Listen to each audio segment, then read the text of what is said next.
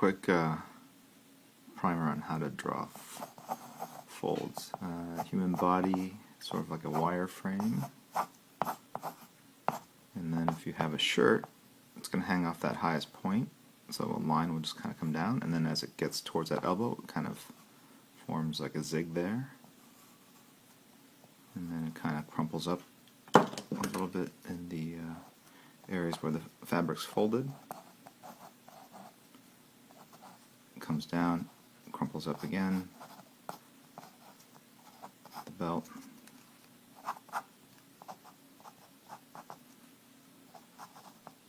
Get the crotch, couple of folds.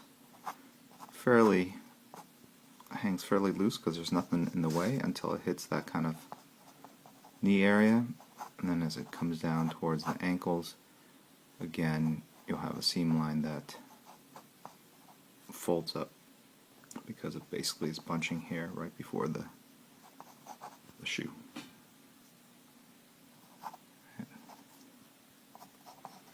And the trick is to kind of just do it randomly, and if you do that,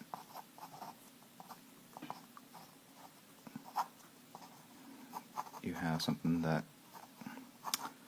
kind of resembles reality. Not exactly 100%, of course, but it's not really what we're trying to do.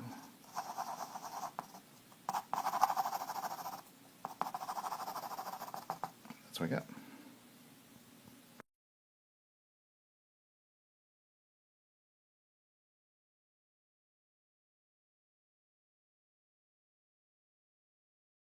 Remember, when you're drawing a head or a face or a helmet, putting a helmet on a soldier, there is a front to it, but there's also a back, and you've got to get the feeling that that helmet is going completely around the head upon which it's worn. It's also important to know that you've got to draw through things.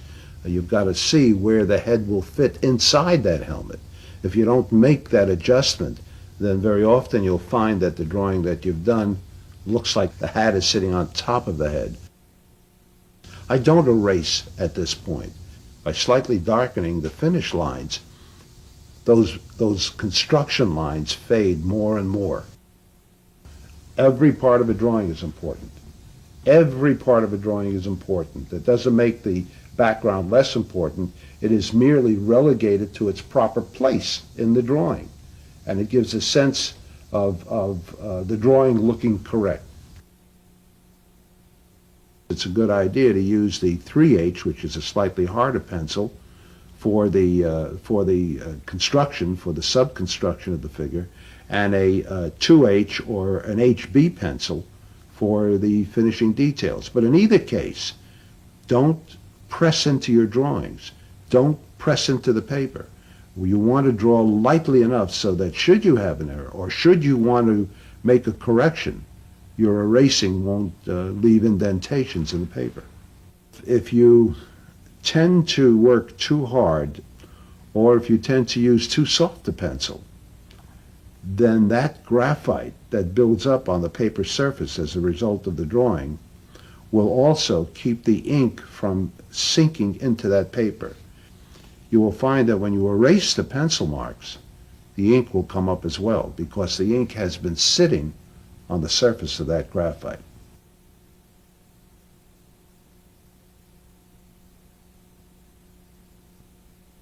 Making mistakes is not an inconsolable thing. I'm erasing this now because that shadow was incorrect. That shadow was to the right of the face, and it should have been to the left, following the pattern of all the other shadows on this figure. The finalization, the actual final part of the drawing, is the inking. All the pencil work that you see will disappear. It won't be there at all. The sketch line that I've made is enough for me to follow when I ink it.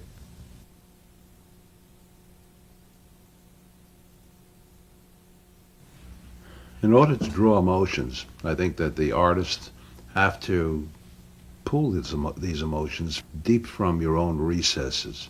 And that's not an easy thing to do. You've got to kind of feel the drawing that you're doing.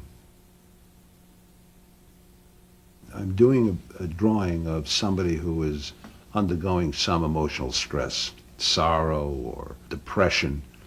And what I've done is I've got him holding his head with both hands crossed and his shoulders are really bent. Instead of my putting his legs straight down, I felt that it would add to the feeling of emotion by actually locking his knees almost in a protective posture while his legs are spread apart. You notice I've kind of pigeon-toed his feet so that it gives him more of a sense of balance or more of a sense of control. But nevertheless, he is feeling this heavy, abject sorrow. I hope that that's conveyed in the drawing that I've done. Now, another emotion is anger. And if somebody is standing next to you and making accusations of what a terrible person you are or the terrible deed that you've done, he'd be standing there with his legs spread apart. He would be accusatory. So he's got his arm on his waist and his other hand, his other arm is out, and he is pointing and kind of confirming why that sad person should be feeling as sad as he is.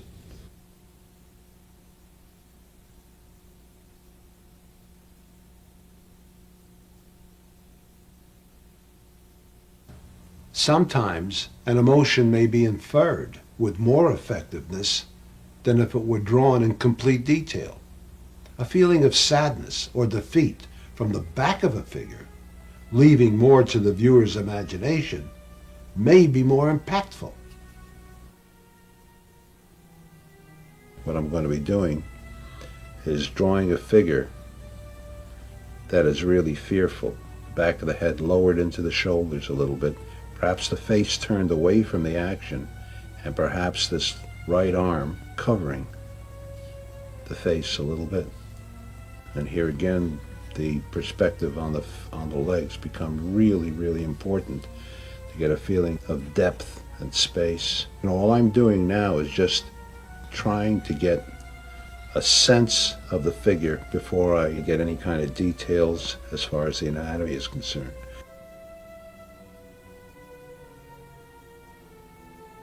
This left hand I'm going to have going out and the gesture of defense.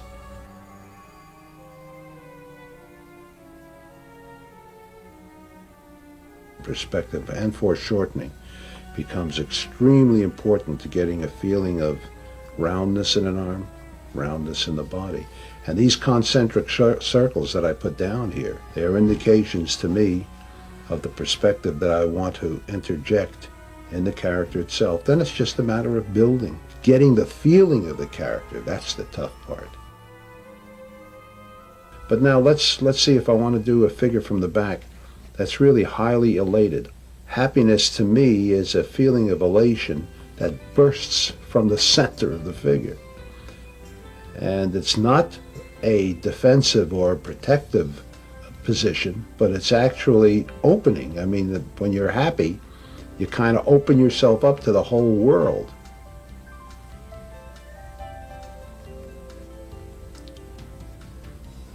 So I'm doing the fingers open as well as the arms, and I'm arching the back.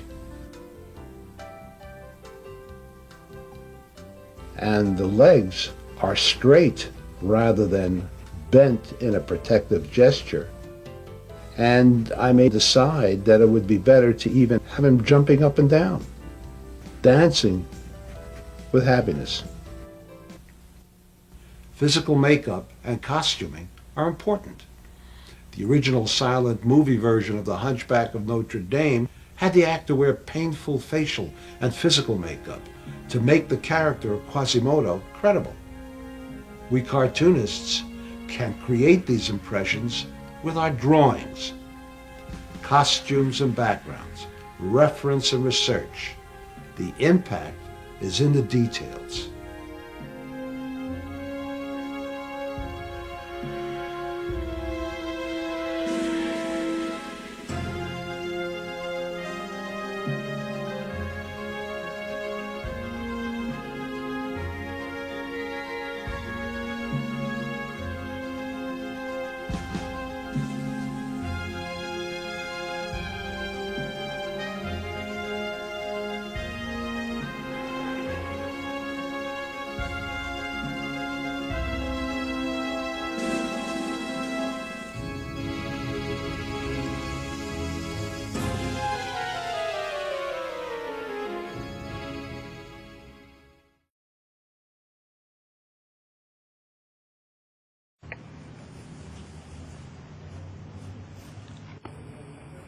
throw a little action here. Let's see how I can do this as a tennis player.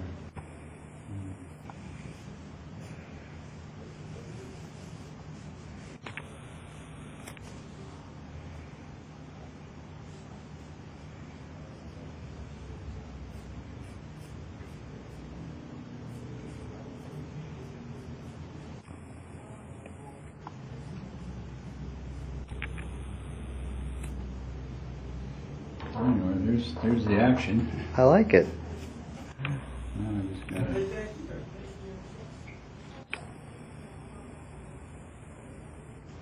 This is a fun game, so I want to show her how getting a big kick out of hitting its forehand.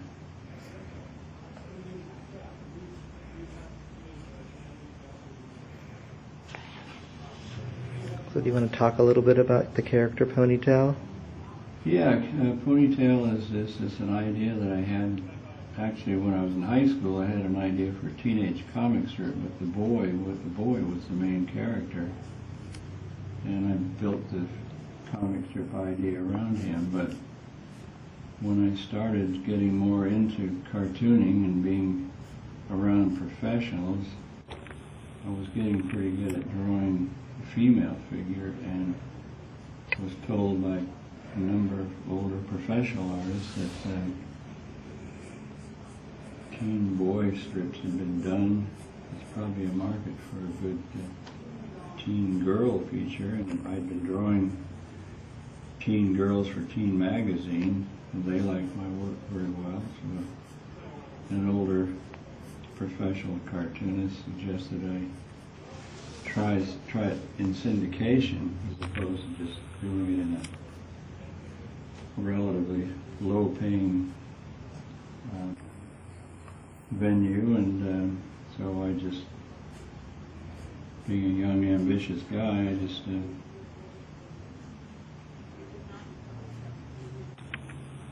went for the whole enchilada, so to speak, and mailed it off.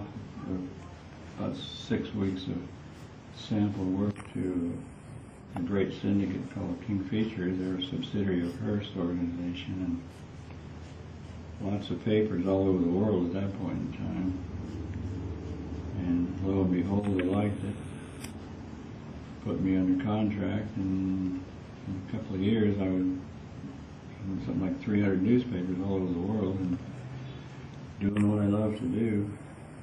And this is after a couple of years in animation, so there's a steady progression for me, really. And assisting Hank Ketchum and Dennis Jimenez, all a learning process.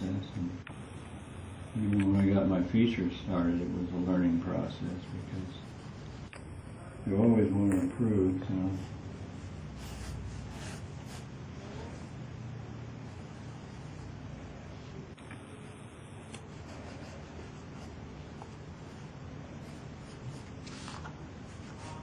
And I like action things anyway, so this is fun to do.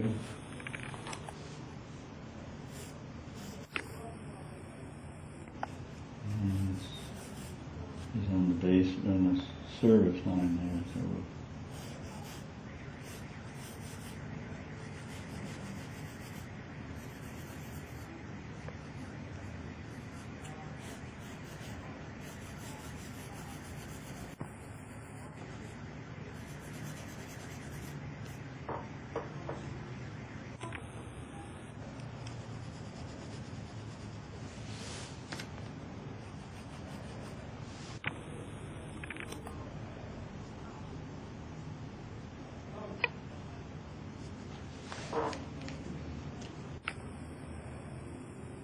and that's Ponytail hitting a tennis ball. I've had her skiing down mountains.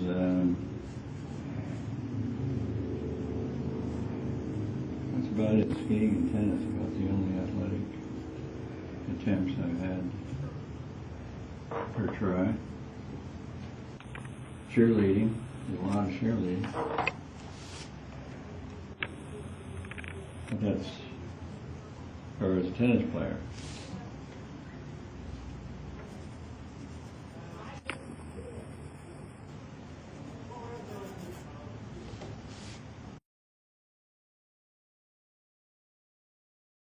But drawing, you asked me about drawing. Drawing is very essential. You know, I don't think it's possible to be a top-notch animator without being a very excellent draftsman. I don't think you can.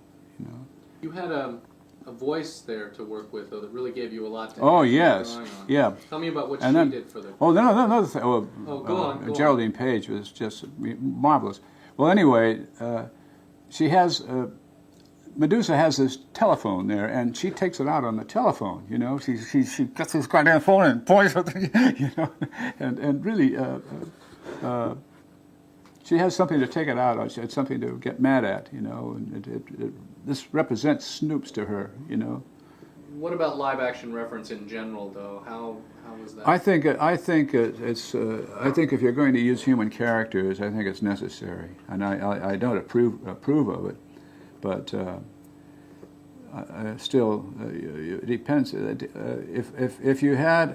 everybody on the picture was a milk cow, well, then they wouldn't be necessary. It wouldn't be necessary to use live action reference, but unfortunately they aren't, and it is necessary. Just a little boy, you know, and forget that he's a puppet. Forget that he's made of wood. Except you can make him made of wood after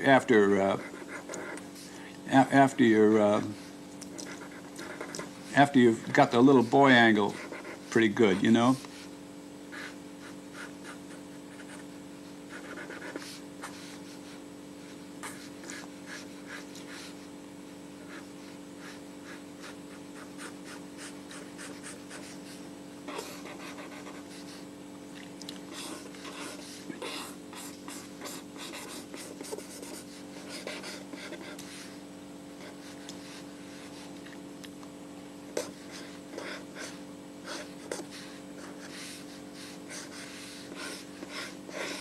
Isn't it funny? I had meant to do kind of a little different kind of a drawing here, and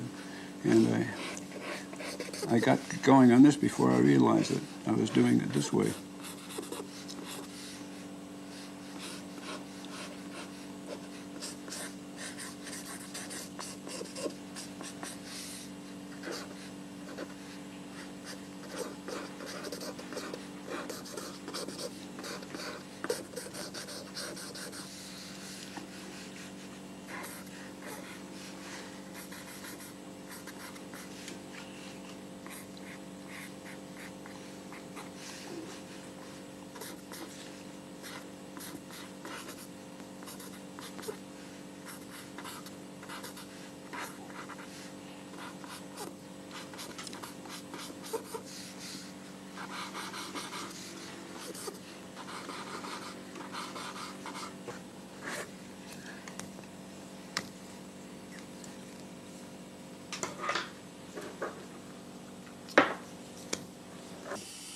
Okay.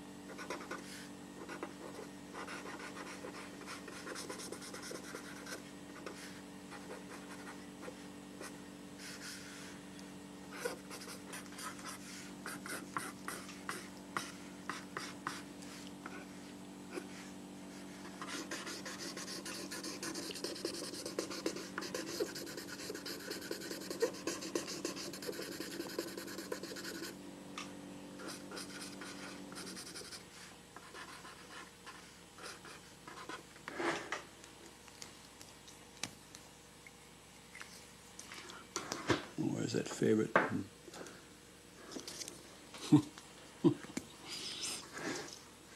Oh, that's too damn dark.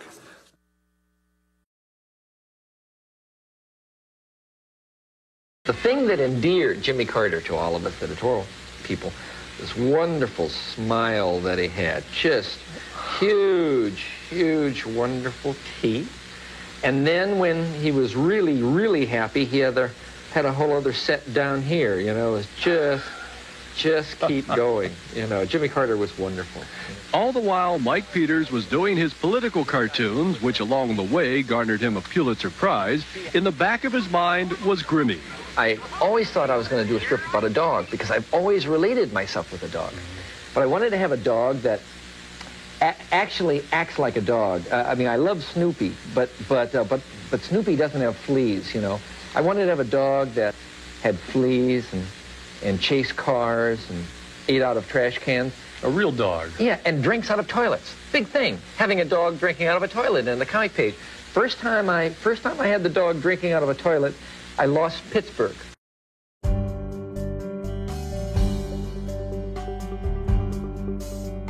I still work for the Dayton Daily News in Dayton, Ohio. But it's like I live there because I have my computer.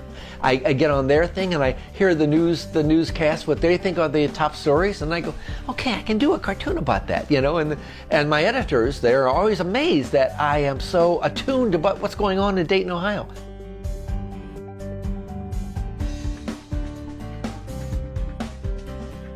He worked for the Chicago Daily News and then the Dayton Daily News as an editorial cartoonist. And after he won the Pulitzer in 1981, he was being courted by bigger papers. The syndicates had been asking me to do a comic strip, which is very rare. I mean, you know, usually you have to go and beg to do a comic strip to the syndicates. But I had been syndicated with my political cartoons. He really we liked living Dayton and we liked our kids growing up in Dayton, and he said he'd always wanted to do a comic strip and maybe that would be a good outlet. But it never dawned on me that I was going to be doing it every day of my life for the next 30 years. I had no idea. So I'm going to art school, but in the meantime, I meet this girl, fabulous girl. You know? Well, it turns out her father was the dean of students at Washington University. And in art school, he did what he did best, which was draw cartoons for, you know, the newspaper and the yearbook and stuff, instead of going to class, because nobody ever told him going to class is a good idea, until he met this one professor who said, you're a great cartoonist, do cartoons.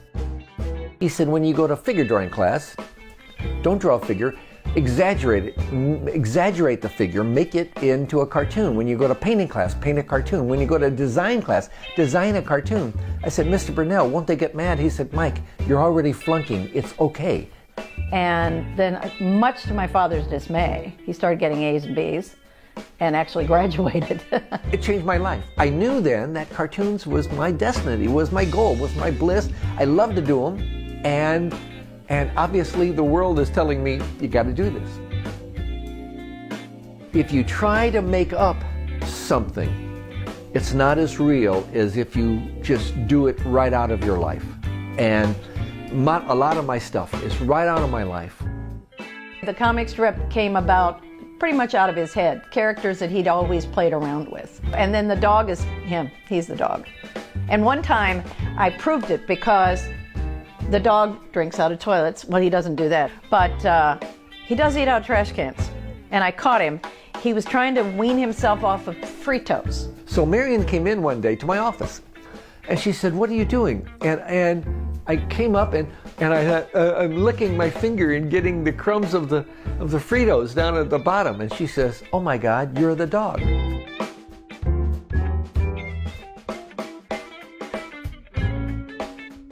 I never realized I was the dog. I always thought the dog was just this entity that I was trying to do funny cartoons, but I was the dog. And once I learned that, the strip all came together. And I've been having a great time ever since. I'm in about 700 papers around the country, around the world. So it's great. He is a very prolific creator. He comes up with thousands. I mean, all these pages here are filled with 50 or 100 ideas, which he won't use. When I start a cartoon, I'm just writing ideas down, and then anything that hits my mind, I start developing it. Any other cartoons would just use the very first one and be done for the day. Whoa! I still don't know if I'm going to do it, you know, and so it's over there. Sometimes the standards are a little too high. And there's a deadline, and then there's standards. And I say, okay, go with the best of all these horrible ideas you came up with, any one of which most cartoons would kill for, you know. And this was, my daughters are always saying to me, Dad, you got a bat in the cave. And I was thinking, who could say that? So I have Lincoln saying to Roosevelt, Teddy, you got a bat in your cave, which I thought was a funny idea because he probably does have a bat in his cave. But that's how I come up with ideas. I think of things, I write things down that my kids say or that people say on the news or that I see at a grocery store, and then I try to make it into something that's funny that people will hopefully laugh at. I know when I'm hitting my truth, it'll hit the truth of 1,000 other people out there. And then I always get good reaction from people because they say, oh my God, it's exactly true for me.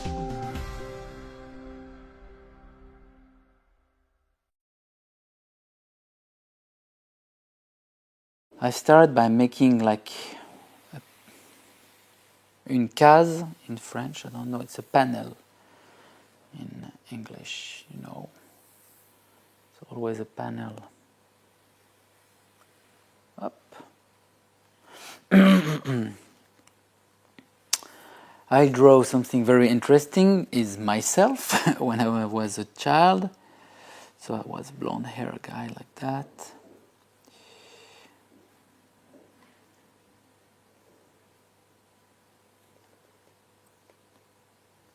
It's true that my way of drawing is trying to be as much more simple I can be.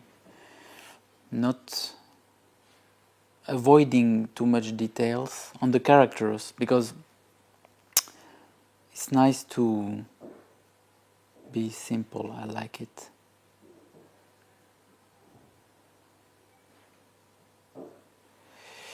So I have a stick in my hand. If you read the book, you will understand this. Tuck.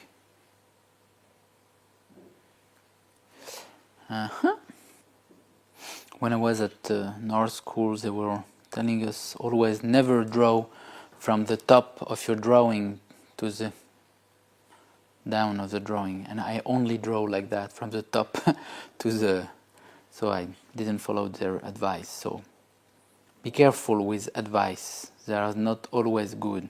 Find yourself, your way of expressing yourself. I think everything is acceptable. There is no one good way to draw or not draw, or I think the much more important thing is to feel free and with what we want to express. If you want to draw hyper-realistic drawings very realistic, like some mangas, you have to train yourself to be very good in anatomic and perspective and everything. It's always good to train to all those fields also. I like, for me, very simple and expressive kind of drawings, you know, like that. Rocks on the floor.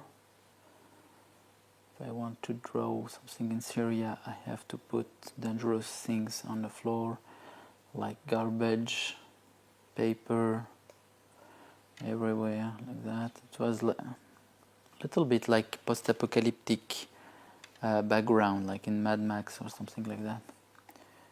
Very polluted. Up. If I have one advice to say to somebody who wants to draw comics, is that you can succeed to make comics, just don't stop making it. It's not, for me, this is only my point of view, it's not a job, I think. It must be a passion, because it can be really It's quite hard to draw comics all day. If you don't like it, it will be complicated to you. But if you like it, it's almost sure and certain that you will succeed and become a comic book artist. Because you have to continue without don't know the English word, abandonner.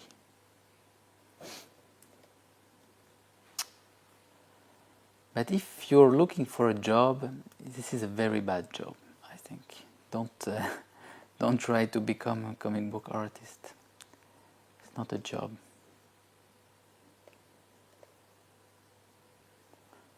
For me, for example, I lived like 15 years without earning money, for example. But I was interested in what I was doing, and doing what I liked was more important than earning money. Oh, I draw a lot by myself, and I was student in art school in Brittany. I studied, classical art technique like perspective, anatomy, rendering, old-fashioned way, like you have to paint a marble or classical marble for all day. It was a very classical formation. I liked it very much. It's important, I think, to have classical formation. It's like when you make music, it's good to know you can, of course, play and be a genius without know how to read the notes, of course. But if you know how to read, it will help you also. I know some drawers who never took any lessons. They are pure genius in drawing. For me, it was important to. Those lessons were important because it gives you advices. It gives you techniques to help yourself. This is quite important. Techniques.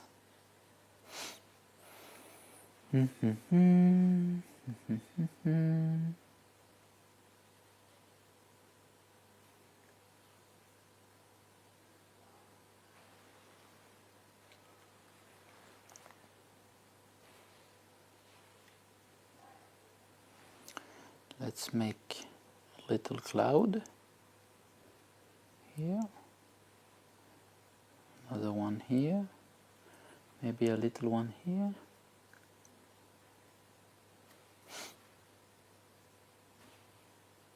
Okay, here is it.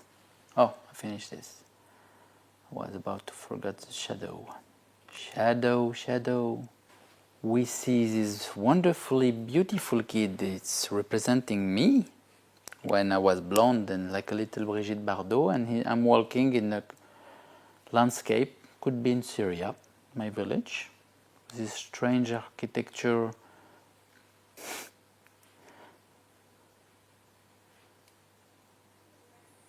Et voilà. Probably best known in the indie comics circuit for drawing my characters, the Three Geeks. And we'll just start with little Alan here. I am an old animator, so I like starting with the blue pencil. Rough in a character, can do it really quick. This is my patented go-to sketch at conventions when somebody wants a quick sketch of a character. It's always an Alan, and I'll show you why. Because he is fast.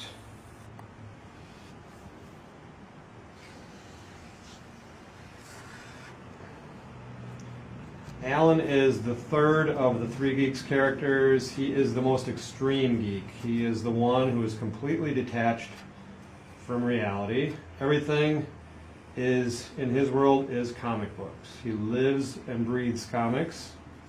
He talks with Norse god terminology. Everything is these and thous.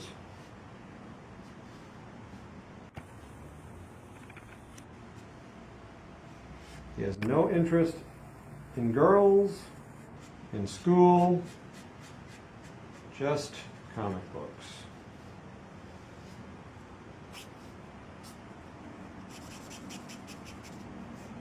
There he is, Mr. Alan George. I just give a little texture on the hair to give it a little weight here, a little shading.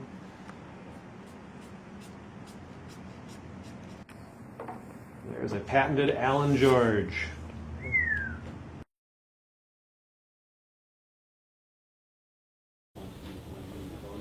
The pen usually starts at the nose. It seems like noses are in some ways the most distinctive feature of most people's faces. When I start a caricature, I just look through a lot of photographs to try to figure out their real, what's distinctive about their face. Because a caricature is very different from a true portrait. And it's really a process of exaggerating. But what you're exaggerating are the elements in a person's face and maybe their whole body that make them unique. If you do it right, it really captures the person. It's sort of a heightened reality of who they are.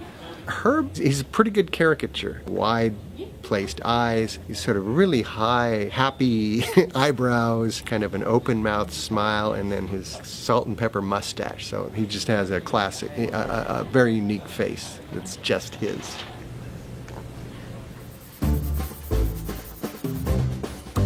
My name is Frank Viva, and I'm an illustrator, designer. Everything I do starts with pencil and paper, and after I've got that sort of in my head, then I go into the computer. In the book I'm doing right now, I'm drawing a picture of a teacher. I call him in the book Mr. Puce. I might do 6 or 7 versions of this before I decide that I'm going to commit it to a computer illustration. That's Mr. Puce talking to me. So now from there I'll go into the computer. So then I'll open a page in Illustrator, which is the tool that I use, and pull out these vector shapes, which I can edit until I get all the shapes just the way I want them. Maybe his nose is a bit too thin. I don't use any of the tools in Illustrator that might give you a perfect circle, and I equate working with the mouse to working with a pair of scissors. I'm going to give him a mouth. What mouth did I draw over there? Make that white and see how that looks. I think it maybe looked better if it was moved down a little bit.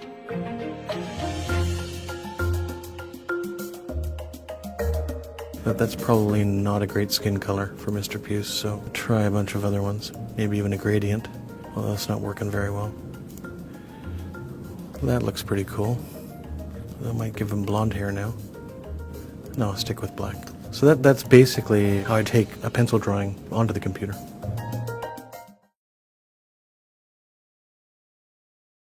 So let's get started, and I want to show you a comic strip that I've created with a character that I created called Hero Guy. And in the first panel, Hero Guy is flying around, and some people are looking up, and the man says, "I've never seen anything like this before." And the woman says, "Cool." Next panel, he's still flying around, and the man says, "Such form." And the woman says, "How does he do it?" And in the next panel, the man says, "Well, let's ask him." And in the last panel, he says, "What do you use on your hair?" Kind of a surprise ending, because Hero Guy thought that they were admiring the way he flies. All right, now I'll show you the size that it ends up in the newspaper. Much smaller, as you can see. Now, the size that you decide to work is purely an individual choice. I've seen cartoonists work all different kinds of sizes. It doesn't matter, but what does matter is it must end up the right proportion. That's the important thing. Now, the next thing is a rough. And a rough is just that. It's a rough idea of the idea that I had, and I'll show that to you right now. And what I've done in the rough is I've broken it down to basic panels and decided what dialogue I would use, and you want to keep the dialogue as short as you possibly can. And it's just a frame of reference, and I'll tape that down, and I can refer to it when I'm doing the finished comic strip. And we'll do that next. Now, I'll show you the next stage, and I've got it all penciled in here. And what I've done is I've got some lines right over here for the dialogue, because you don't want to have the dialogue floating around. You want to keep it centered if you can, and you want to keep it not going up on a hill or down. So I've left the last panel open, and we'll do that one together. And I'll tape that down. And I'll do the dialogue with you and the characters. I'm using a pencil, an HB pencil, or you can use a number 2 pencil, that works fine. And it says here, what do you use on, and if you don't like the way it comes out, you can always erase it, because that's the point of the pencil stage. Your hair. And there it is. Now let's create Hero Guy. Now, when you create your own character, when you design your character, you want to give them an outstanding physical trait. In this case, I've given them funny hair, some bumps, and because of that, I was able to build this gag on it, and maybe other gags too in the future. If you think of some of your favorite cartoon characters, they all have an outstanding trait. A Beetle Bailey, you never see his eyes. And Hagar, the Horrible, he wears the Viking helmet. He's got this big beard. Now, I'm going to go back and I'm going to ink this in, but first it's time for the gag sketch of the day. And this one is a pun. And take a look at that. We've got, who said that? I heard that. Family ties. That's right. We've got the mother and father and the 2 children. Family ties. All right, let's continue. I'm going to be using a felt tip marker here with a fairly flexible point. And because it's a fairly flexible point, I can get a thick and thin line with a little bit of variation of hand pressure. And I'll show you that in a moment. Now let's go back and do the characters. Now, getting back to Hagar, Hagar is really just a family strip set in days of old, isn't it?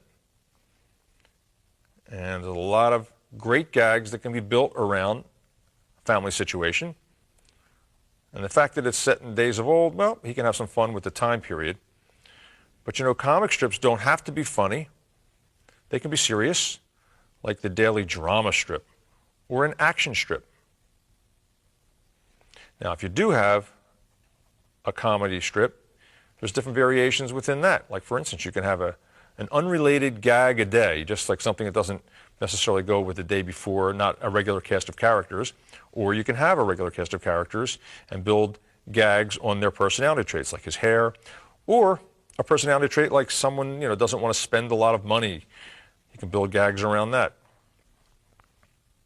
Or like Dagwood Bumpstead, he likes those big sandwiches, and he builds many, many gags around that. And now we'll draw the woman back here, and I'm going to ease up on the pen a little bit because I want her to be a little bit lighter because she's seen in the distance here. So I'm kind of lifting that pen and squeezing just a little bit so I don't put too much pressure on that. Okay, now for the balloon. This is called the balloon. And a balloon means where the dialogue is placed. And this here is called the pointer. And that lets you know who was doing the speaking.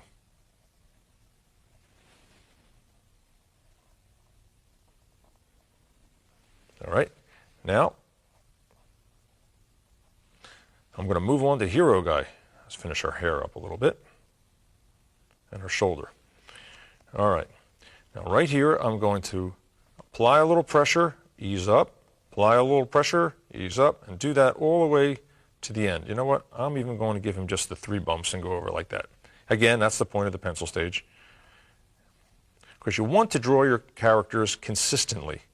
Whatever you decide to draw them like, what they look like, you want to do it over and over again. You don't want to change it. And a good piece of advice is you want to design your character to be easy to draw. Because let's say you were fortunate enough to have your comic strip published in the newspaper. Now that would be fun, wouldn't it? Can you imagine the thrill of opening up a newspaper and seeing your work published in there, or a magazine? That's got to be the greatest thrill in the world. And if you are fortunate enough to have your strip published, you would want to have a character that was designed easy enough to draw a lot. Because let's face it, if you get your comic strip published, you'll have to have many, many gags. 365 to be exact. Okay, and right here, put the G from the HG, because Hero Guy. Now, I'm going to put the borders in. Now, what I'm going to do is freehand this. Now, you can use a ruler and get that real straight look, or a lot of cartoonists that I've seen, they do it freehand like this. It all depends on what? That's right, your own style, your own personal choice.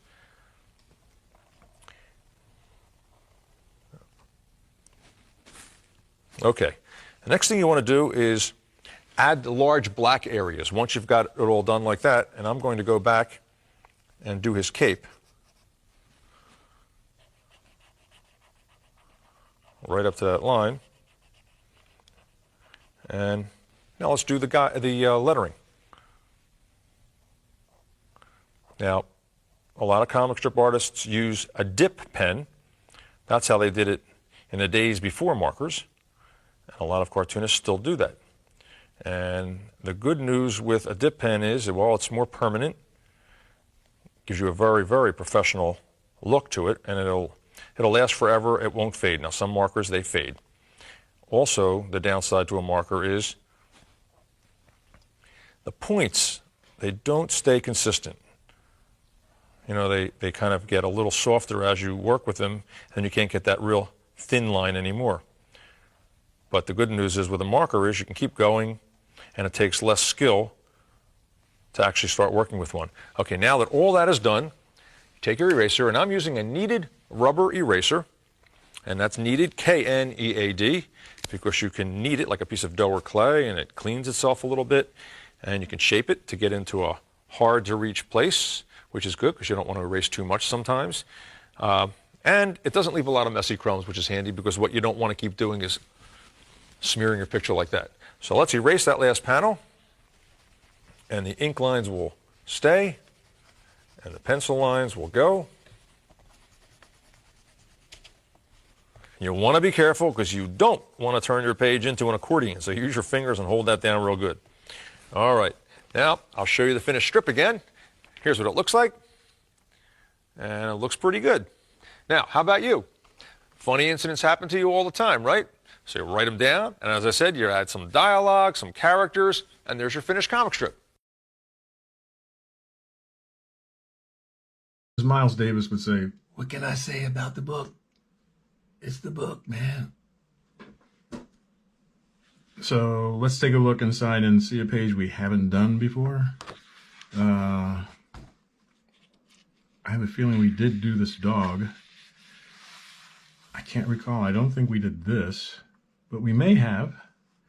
And this is a really important part because this gives us the way to turn three-dimensional heads. So let's take examples of making a sphere or an egg shape, putting guidelines on it, and then tilting that egg and then adding features to it. And then you can build upon that to make any character. So let's see what that's like. Let's take the magic pad here. I just tore the book.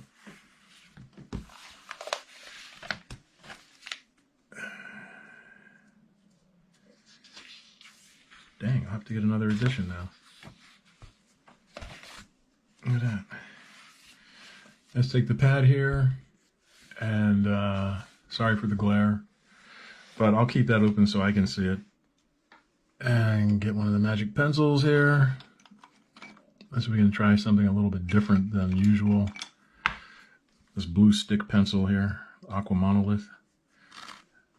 What does it draw like? I can see that. You can see it. So when you draw the sphere like this, that's just a circle. But once you put a guideline on it, if you just do a guideline like this and this, that's still a flat circle. But if you turn that in space, what you're doing then is drawing an ellipse here and in the back, and then an ellipse here and continue around. So this one is the front and this one is the front, and that's what you're going to anchor everything on. So then your next drawing of the sphere just has this and this, and you add an eye on this side, and the same distance, you add an eye on this side, and you come down like that. And then you can put pupils in it like this. And then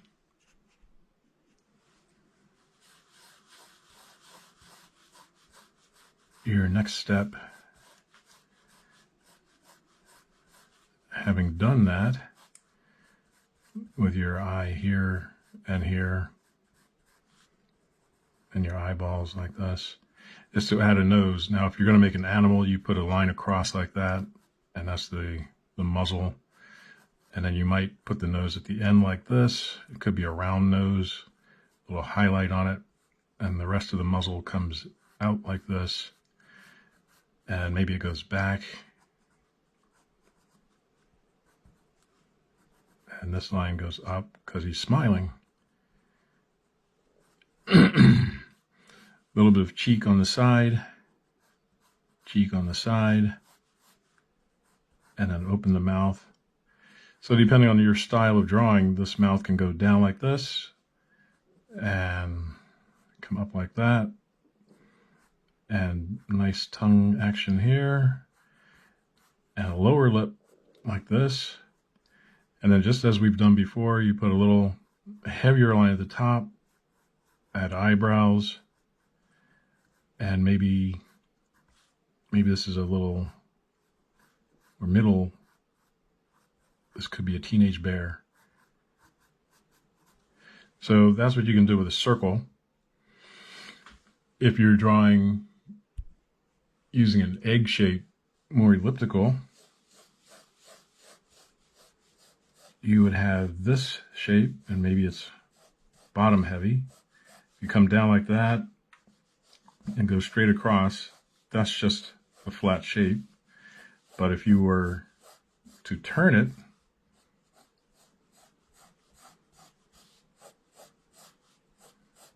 and now your circle, now your guideline is following the shape of the egg that way and this way.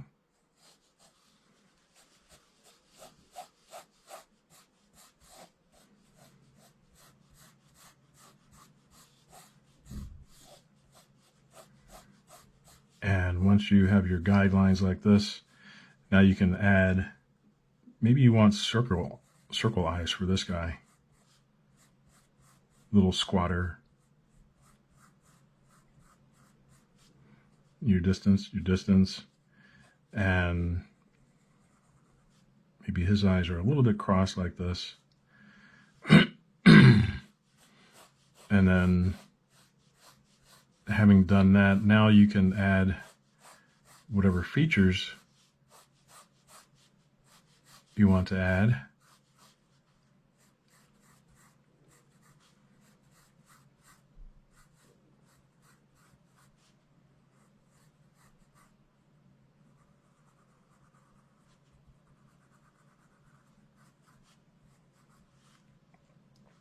Maybe this is a human type character. He's got a little nose like this. And if he's smiling, his cheeks are up.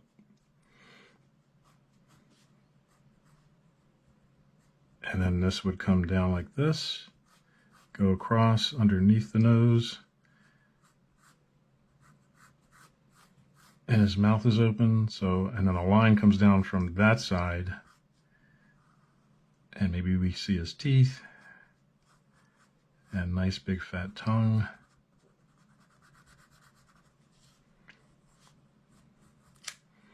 And his eyebrows are up here. Remember the trick? Just put another shape around the eyes and go up. And as high as you want it to go, that's where his eyebrows are. And maybe he's got a tousle of hair like that, because maybe he's a wacky character. And you could say, well, I want his ears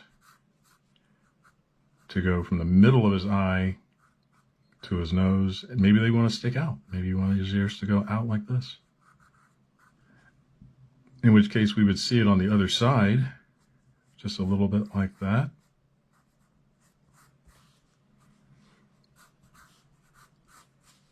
And then his lower lip would come out like this. And he might even have some cheek like that. And it comes down here. So that is how we can do characters based on an egg shape and a sphere. You start here and just add on to it. And the last part of the lesson that you guys can do would be, how does this look when you tilt it down? So now your egg is tilted like this. And your guideline does that. And this. And then you draw the eye on that guideline like that.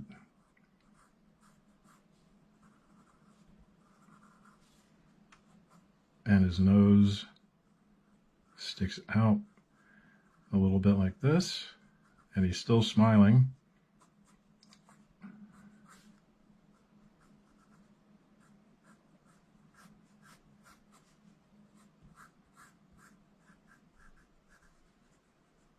You wouldn't see that much of his teeth, but you would still see his tongue here. You might even see his lower teeth. And then this cheek comes like that. And your rule says that his ears stick out, so there's his ears. And we might see a little bit of it on that side. And then the top of his hair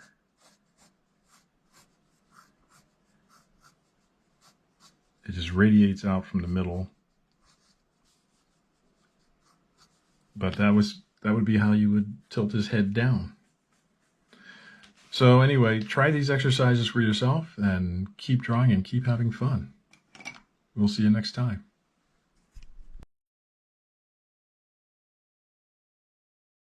So I have my crosshairs down. I have my oval. Because it is such a prominent feature, what I usually do is I jump in with the nose. And, you know, the nose is something that gets really botched a lot by people who, when they first start to draw Jughead. A lot of times you see the nose being drawn way too long, and you'll sometimes see the nose drawn kind of like a box like that, kind of squared off, or way too rounded. And it's neither of those. It's got a slight upturn to it, and it is kind of squared off, but also a rounded square tip at the end. And I really don't bring the nose out much further than the outer line of the oval in whatever direction he's facing. I usually bring it to the oval, maybe penetrate the line of the oval a little bit, cross over it, and that's his nose.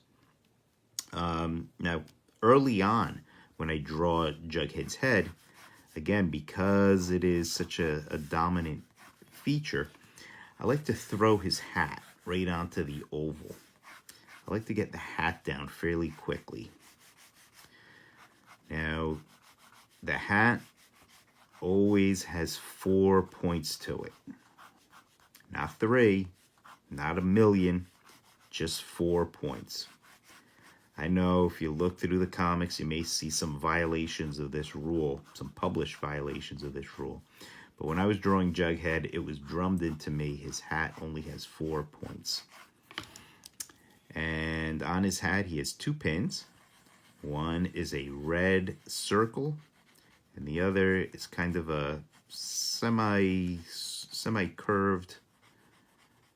white triangle. And I always like to throw a little drop shadow underneath these like that.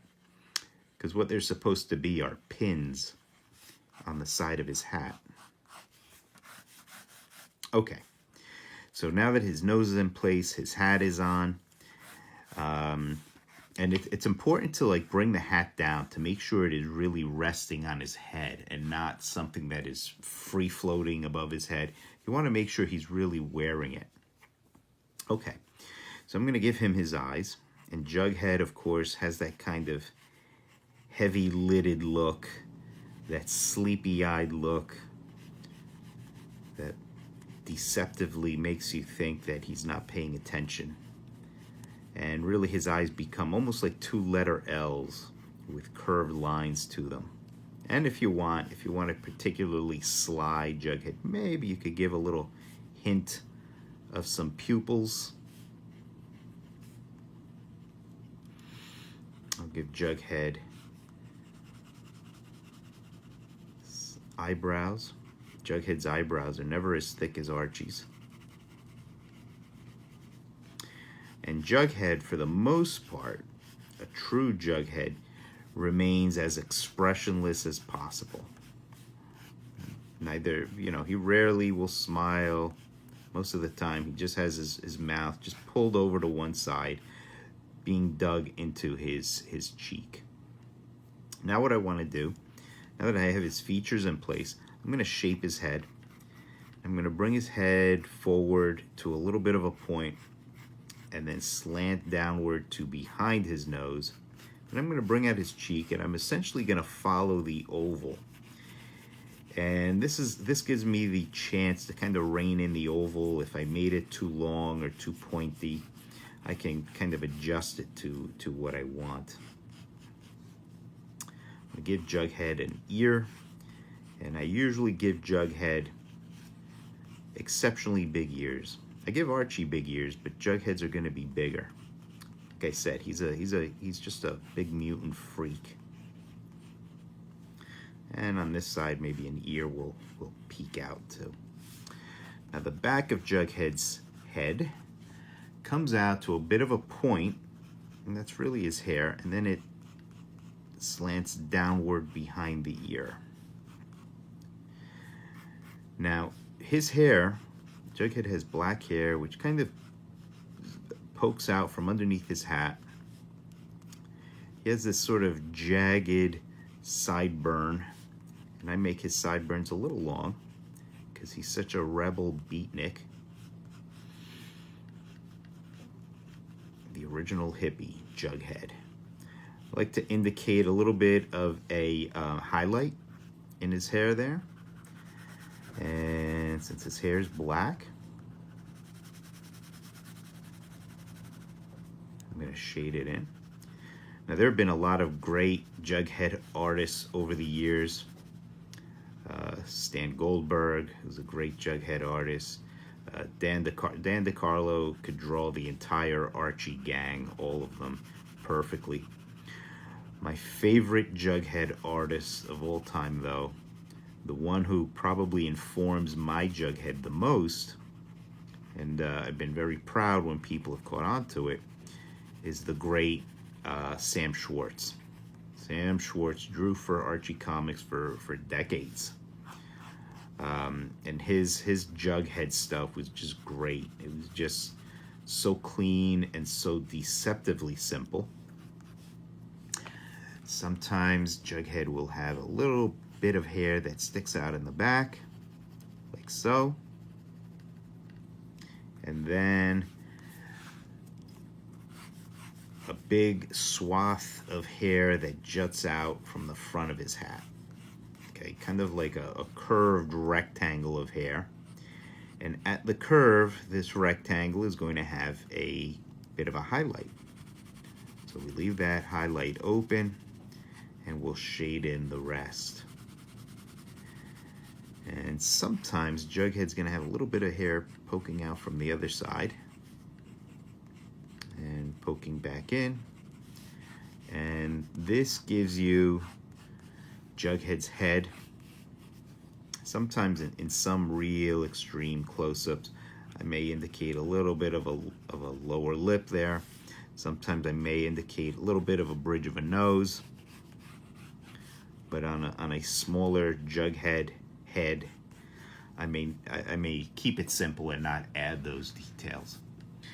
Next, I want to give Jughead a little bit of a neck. And Jughead, I come in, I follow his jawline. I come in and I try to keep his neck thinner than most because, again, Jughead is a scrawny mutant freak.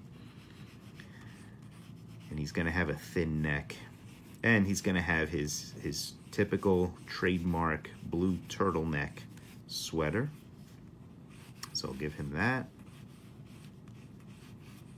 And he's going to have a little bit of hair hanging down in the back because, again, he's a long-haired hippie freak. And this is Jughead. This is how I draw Jughead. When I was working for Archie, Jughead was probably one of the most fun characters to draw. I know in most interviews I say Reggie, the bad guy, is my most fun character to draw. But Jughead is up there, and I think every artist who gets a chance to draw him feels the same way. Because believe it or not, for a character who is so devoid of emotion and expression, he is very animated. He has that skinny, very rubbery, animated body, and there's a lot you could do with him. So Jughead is really a fun character. So give him a try. I hope this video helped you out, and I hope it gives you a few good tips that you might not have thought of before. A few looks at these details. If you have any questions, please let me know in the comments below. If you have any suggestions, any comments at all, let me know in the comments below. If you enjoyed the video, please click like. Please subscribe if you haven't already. And if you have subscribed, please check to make sure you stayed subscribed. And above all else, keep practicing, keep drawing. Keep drawing, my friends. Keep drawing. Okay? Thanks a lot for watching, and I will see you guys. Oh, the most important part, the signature. See? I really did draw this. Okay, everybody. Thanks a lot. See you in the next video. Bye-bye.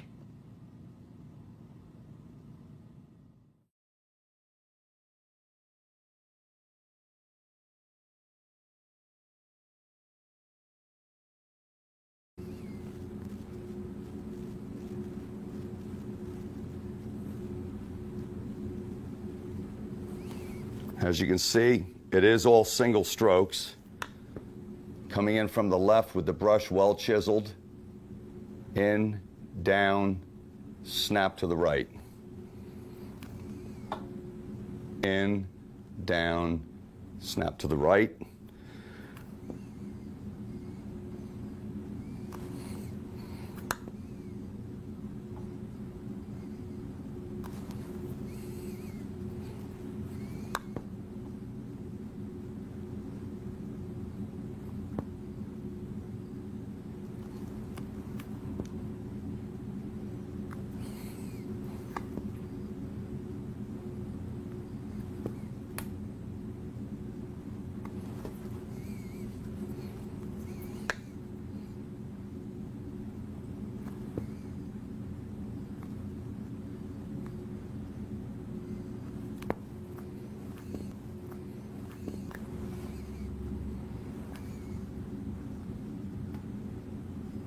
The brush I'm using is a number 7 lettering quill. It's actually by a company called Langnickel, which unfortunately they're no longer in business, but I had bought up a big supply of these years ago. There are brush companies out there like Mac, and I believe that Grumbacher might still be making brushes. There's a lot of good quills on the market. I'm just kind of spoiled with these. I've had them for years.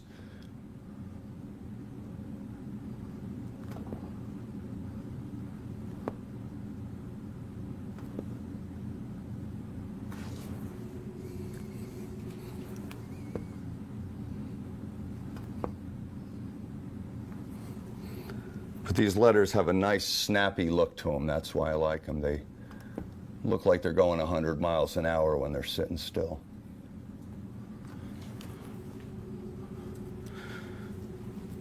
And I'll give it the mighty stroke at the bottom. Push down a little more, you can get a bigger letter out of the same brush. And this all has to do with paleting. One brush can probably do 3 or 4 different letter sizes if you palette correctly.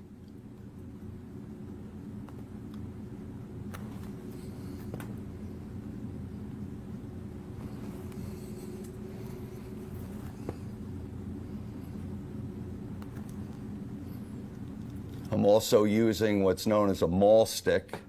It's an old sign painter's tool. Comes in very handy. I learned on the stick back when I first started. And what I like about it is it keeps your arm and your hand elevated from the work, so you don't run the risk of smearing your hands through the lettering that you just did. It also gives you a little more brush control. And I've set it up to have a little workstation. Everything's right where I need it. I got my paint, my thinners, my palette, and my stick all in my left hand. I just call that economy of motion.